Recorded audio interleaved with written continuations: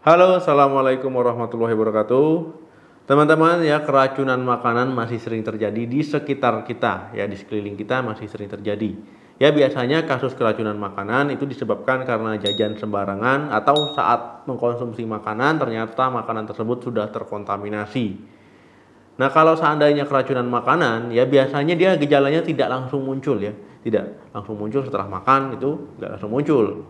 Nah, biasanya berselang ya, berselang. Kadang orang nggak sadar kalau dia ternyata sudah sakit. Nah, keracunan makanan ini perlu pertolongan pertama, kalau tidak bisa berakibat fatal. Jadi kita bahas pertolongan pertama keracunan makanan.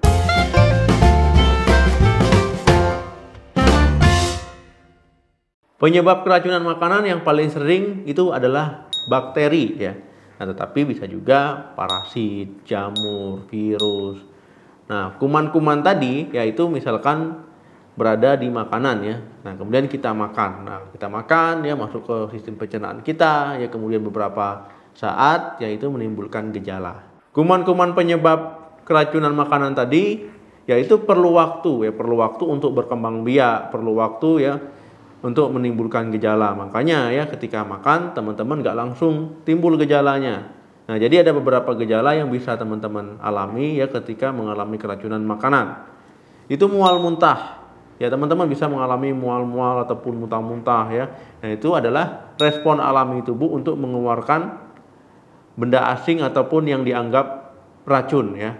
Nah, kemudian diare. Nah, diare juga ketika makanan tersebut sudah masuk ke sistem pencernaan ya, sudah diproses. Nah, itu teman-teman akan mengalami diare. Diare itu juga salah satu cara tubuh untuk membuang zat yang beracun. Kemudian teman-teman bisa mengalami perutnya kram dan juga nyeri. Nah, biasanya terjadi setelah 12 sampai 72 jam setelah makanan teman-teman konsumsi. Teman-teman bisa mengalami sakit kepala ya. Sakit kepala bisa teman-teman alami. Kemudian dehidrasi. Nah, dehidrasi ini ya ketika teman-teman mual muntah tadi ya, mual muntah, muntah berlebihan, kemudian diare. Nah, ini bisa terjadi dehidrasi akhirnya. Jika teman-teman mengalami keracunan makanan, ada beberapa langkah ya, pertolongan pertama yang bisa teman-teman lakukan pada orang dewasa. Yang pertama, tangani mual muntahnya. Dalam 6 sampai 48 jam setelah teman-teman mengkonsumsi makanan, nah teman-teman bisa mengalami gejala mual muntah ya, mual muntah. Nah, ketika teman-teman mengalami mual muntah, ya, yang pertama teman-teman jangan mengkonsumsi makanan yang padat ya. Teman-teman mengkonsumsi makanan yang ringan-ringan saja ya. Nasi, bubur, roti, biskuit ya. Nah, itu teman-teman bisa mengkonsumsi makanan yang ringan-ringan. Yang kedua, hirup aroma yang menyegarkan. Misalkan teman-teman menghirup aroma minyak kayu putih. Yang ketiga, saat teman-teman muntah-muntah, ya pastikan posisinya itu menunduk. Jangan sampai teman-teman muntah sambil berdiri ya, nanti malah tersedak. Yang keempat, selama teman-teman masih mengalami muntah-muntah, jangan berikan makanan yang pedas ya, yang terlalu berminyak, goreng-gorengan, kemudian makanan yang terlalu manis. Nah, sampai benar-benar muntahnya itu hilang. Yang kedua, cegah dehidrasi. Nah, karena muntah-muntah, karena diare, teman-teman bisa kehilangan banyak cairan ya, akhirnya teman-teman mengalami dehidrasi.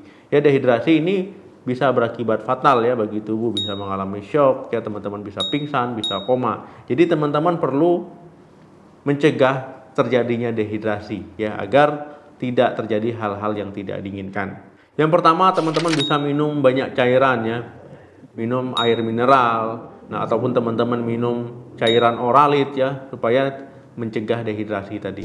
Jika teman-teman memang muntah-muntahnya tidak berhenti-henti ya, diarenya tidak berhenti-henti sampai menimbulkan gejala dehidrasi, misalkan tangannya, kakinya dingin ya, lemas, kemudian juga pingsan ya, ataupun jantungnya berdebar-debar ya, ketika diraba nadinya itu cepat ya, sebaiknya teman-teman minta bantuan medis ya, segera bawa ke rumah sakit. Kemudian pertolongan pertama untuk anak ya.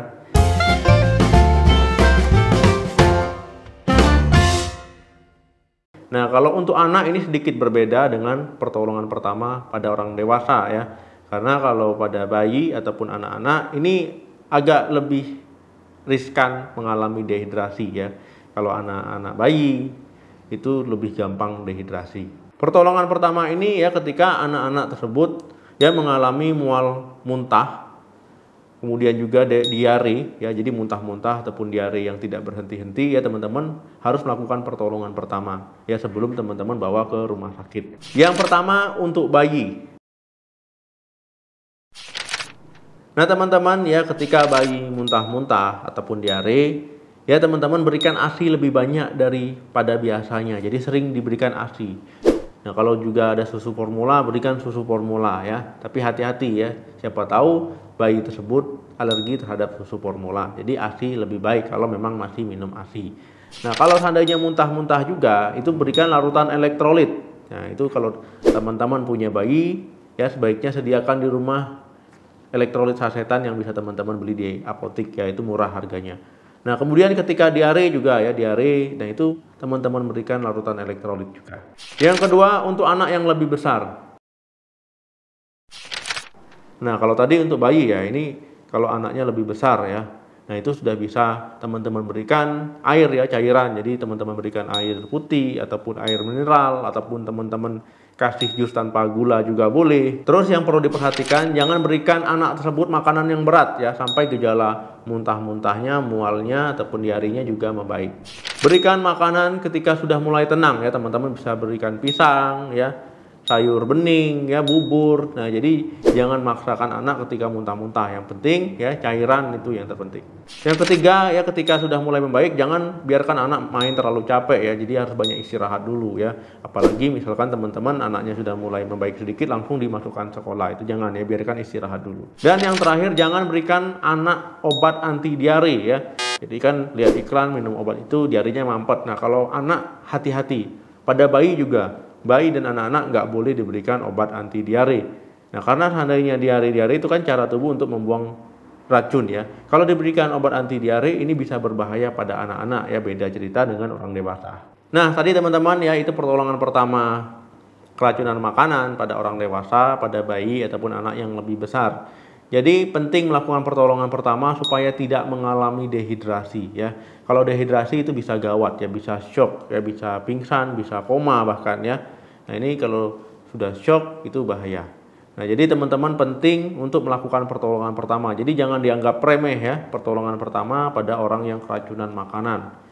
Nah kalau seandainya telah melakukan pertolongan pertama, muntah-muntah, diarinya gak berhenti ya, sebaiknya teman-teman minta bantuan medis ya, bawa ke rumah sakit.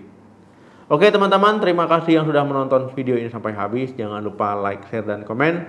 Sampai ketemu lagi di video saya selanjutnya. Salam sehat, sampai jumpa.